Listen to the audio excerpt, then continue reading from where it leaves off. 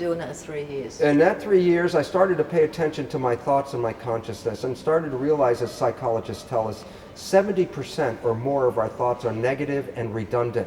And I would listen to my voice. I'd stop at the traffic light or something and hear my conversation going on in my head. Well, this isn't going to work out. Oh, this will never happen. And I started thinking, my God, you're already saying what's going to happen before it happens, and it's not very positive.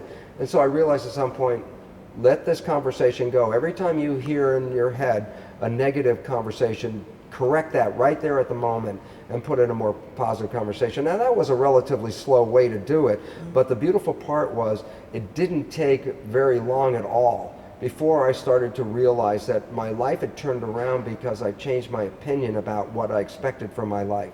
And it started to become much happier and much more successful and healthier, that I was right back on the road lecturing again, but this time with a completely different psychology and physiology to back it up. And it was really so exciting, because where beforehand you would have asked me about this earth, I would have said, well, if there's a purgatory, maybe this place is it. This seems like a hard place, pushing rocks up and down hills all day.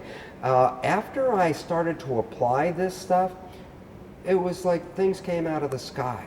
Every time I turned around, something good was happening. I would be gifted with things, and wonderful connections would work, and all this stuff. And basically, the world didn't change, I changed. Yep. And that was the most beautiful part, because that was further encouragement to do more and more and more.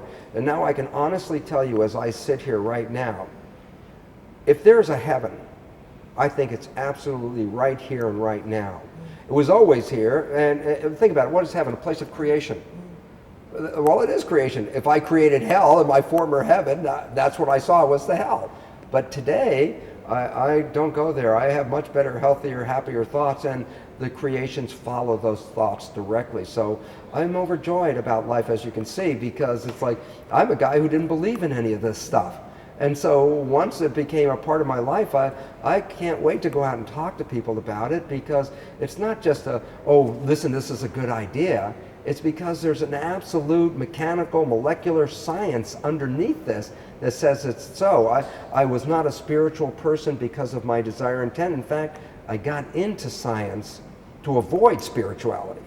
And yet the science led me to the absolute conclusion that we are more than this physical reality. In fact, that the science pretty much suggests that we're not even in these bodies, that we play through them. And that it's sort of like a virtual reality machine. We step into the body and experience life, and it's a two-way street. So we come into the body, but our experiences go back to our source. Okay, so one of the things that I'm going to ask you here, that I often ask guests who have an international profile, such as yourself, in fact, we'll take a break, and then I'll come back and ask that question. All right. We're coming into the last segment now. Stay with us.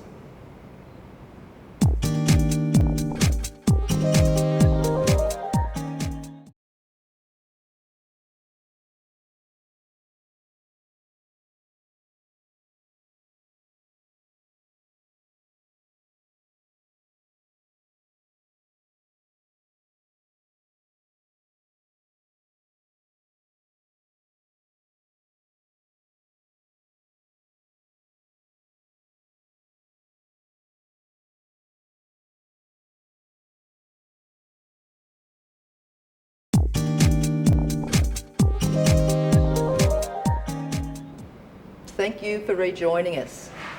Just before the break, I said that one of the questions I often ask people who have the profile you have in the world, do your buttons get pressed these days? Frustration, anger, whatever. And if they still do, how do you handle it? Well, I still live in the real world, and of course these things come about, but the interesting thing is, in the old days, that button got pushed and I would play an automatic learned response and repeat my behaviors that were not very supportive. These days, when the button gets pushed, I become very aware of it and have the consciousness not to respond anymore to those things. So that all of a sudden I let things fly and slip off, and it's a lot easier for me this way. So I'm not engaging in those self-destructive programs that I used to have. I am now free and control my life, and realize that when things don't work, it's usually because it wasn't meant to work. In the old days, if it didn't work, I would make it work. Yeah. Now I realize if it didn't work, there was a reason.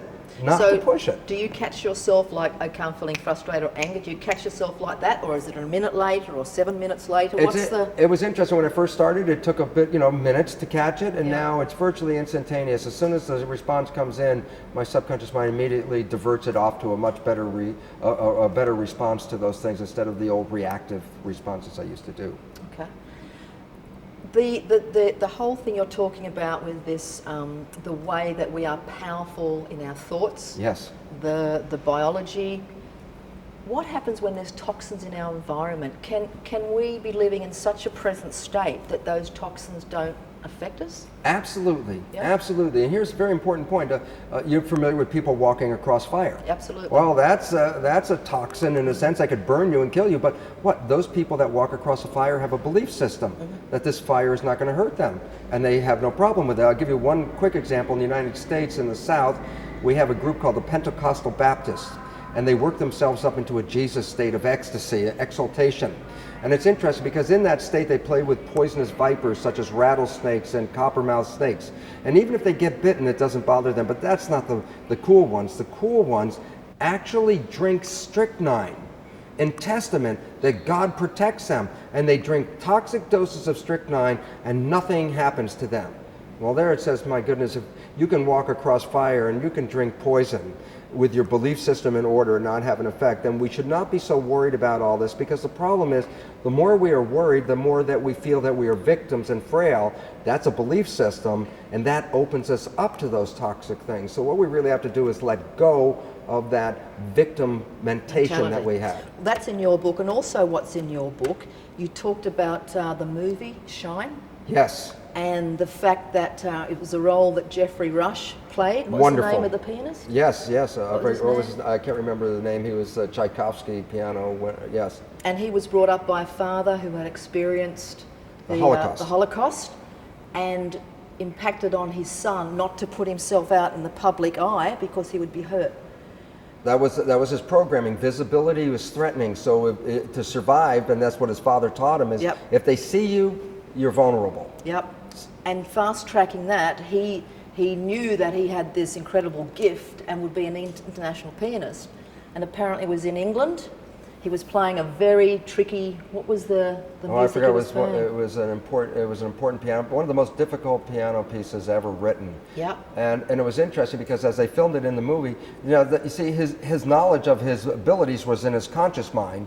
His fear of being exposed was the programming that was in his subconscious mind. From his father, yep. And so as he was playing in his concert, it was interesting because as he goes into it, his conscious mind is saying, yes, look, I'm playing this really great and I'm gonna be the best.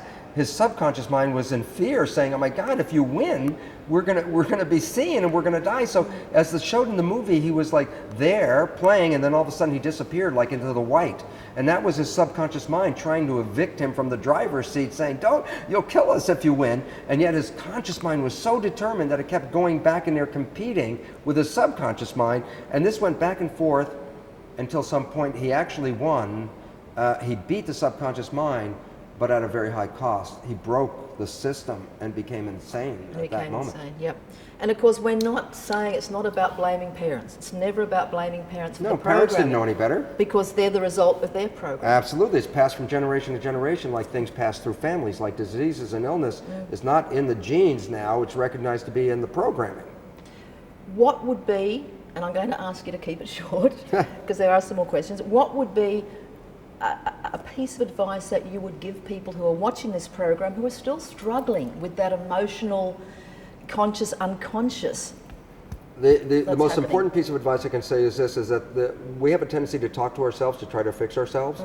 And so the question is, your conscious mind is talking to yourself, who's it talking to? And the answer is, well, you think you're talking to your subconscious mind? There's nobody in the subconscious mind. So we spend most of our time yelling at ourselves and trying to convince ourselves by talking to the subconscious mind. You might as well talk to the tape player, where there's a tape playing in there, and say, okay, change the program. And you realize you can talk to the tape player, yell at the tape player, it's still going to play the program. You don't change the subconscious mind by talking to it. There's a process, and there's a way to push that record button and rewrite it. I suggest people go to my website, brucelipton.com. There's a list of resources, and under that is a whole series of new modalities called energy psychology, which are very rapid ways to push the record button and rewrite subconscious programming in matters of minutes. 10, 15 minutes, you can change your life.